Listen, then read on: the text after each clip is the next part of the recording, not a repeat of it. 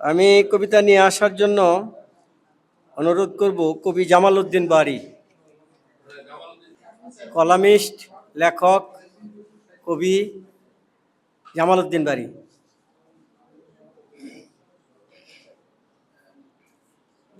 আসসালামু আলাইকুম। জাবালে নূর থেকে বিচ্ছুরিত আলোর উত্তরাধিকার।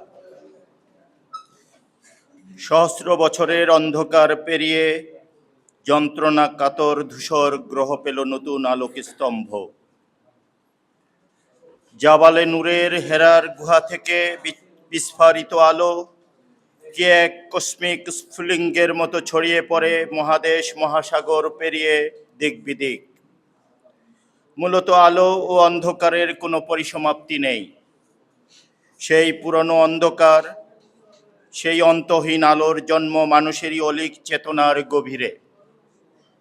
দেশে দেশে কালে কালে মানুষেরা বারবার সে আলো অন্ধকারের ইতিহাস রচনা করে।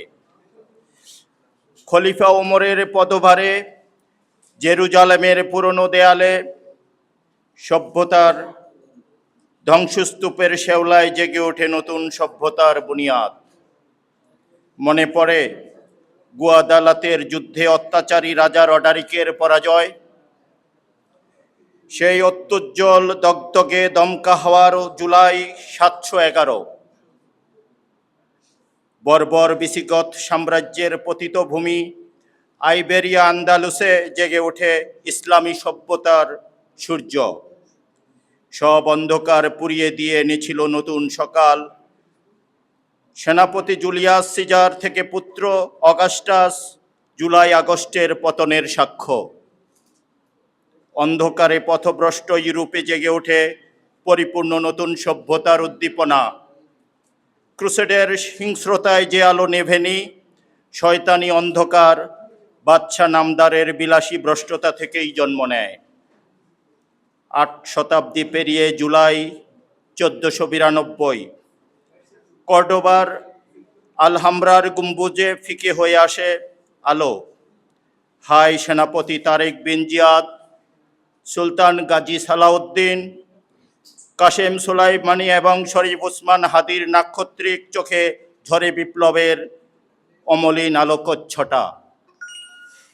শতাব্দী থেকে শতাব্দী, 1 জুলাই আগস্ট থেকে আরেক জুলাই আগস্টের দায়ভার আমরা বয়ে নিয়ে চলি।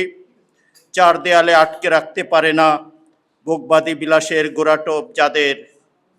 ফোরাতের তীরে এজিদের প্রতারণায় ইমাম হোসেনের শাহাদাত পরাজয় নয়। পানি লাগবে পানি বলতে বলতে হাসিনার পুলিশের গুলিতে তপ্ত রাজপথে ঢলে পড়া মীরমুগ্ধ উদ্যত বন্দুকের সামনে দুহাত প্রসারিত আবু সাঈদের সহযোদ্ধারা কখনো পরাজিত হয় না। আমরা তাদেরই স্বজন, কখনো ক্লান্ত নই, হতাশ কিংবা বিষণ্ণ নই। হেরার গুহা থেকে বিচ্ছুরিত আলোর উত্তরাধিকার নিয়ে নবী মুহাম্মদের উম্মত কখনো থামেনি, থামবে না কখনো।